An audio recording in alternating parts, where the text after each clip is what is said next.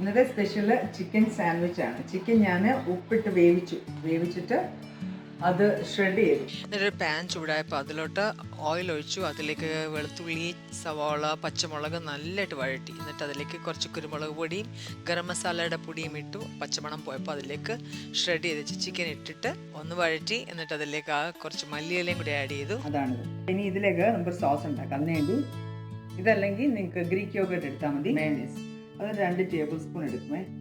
ഇതിലേക്ക് 1 teaspoon ketchup, അതിലേക്ക് മുളക് പൊടിയാണ്, ഇത് കായൻ പെപ്പർ, ഇച്ചിരി സോൾട്ട്, എന്നിട്ട് ഒരു നുള്ള നാരങ്ങയുടെ നീരും കൂടെ പിഴിയുവേ.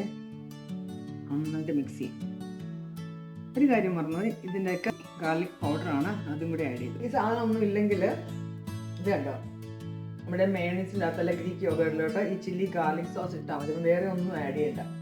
2 സ്ലൈസ് ബ്രൗൺ ബ്രെഡിലേക്ക് ഒരു സൈഡിൽ ബട്ടർ തേച്ചു, മറ്റേ സൈഡിൽ ഞാൻ തവയിലിടുമ്പോൾ അവിടെ തേക്കുന്നതുകൊണ്ടാണ് തേക്കാത്തത്. എന്നിട്ട് അടുത്ത സൈഡിലോട്ട് ഇതുപോലെ ഇതിലേക്ക് ചീസ് വെക്കുന്നുണ്ട്. ഏത് ടൈപ്പ് ചീസ് വേണേലും വെക്കാം കേട്ടോ. അതിലേക്ക് ചിക്കൻ നിറയ്ക്കാം. മിച്ചം വരുന്ന ചിക്കനൊക്കെ വേവിച്ചിട്ട് ഇങ്ങനെ വെച്ച് കൊടുത്താൽ കുട്ടികൾക്ക് സ്കൂളിലൊക്കെ കൊണ്ടുപോകാനുള്ള എളുപ്പമാകത്തില്ലേ. ഇതിലേക്ക് ഞാൻ 2-3 സ്പിനച്ചിൻ്റെ ലീഫ്, സ്പിനച്ച് ഇല്ലെന്നുണ്ടെങ്കിലേ ലെറ്റസ് വെച്ചാൽ മതി. ഇതിലേക്ക് 2-3 ഉള്ളിയുടെ കഷ്ണങ്ങൾ വെക്കാം. ഒരു സ്ലൈസ് ടൊമാറ്റോ വെച്ചു. എന്നിട്ട് വേണേൽ ഇതിൻ്റെ പുറത്ത് ഇച്ചിരിയും കൂടെ സോസ് ഒഴിക്കാം. ഇത് തവയിലിട്ട് കൊണ്ട് വെച്ചിട്ട് ടോസ്റ്റ് ചെയ്തു. ചിക്കൻ സാൻഡ്വിച്ച് റെഡി ആയിട്ടുണ്ട്. ഇത് കട്ട് ചെയ്യാം. ടേസ്റ്റായി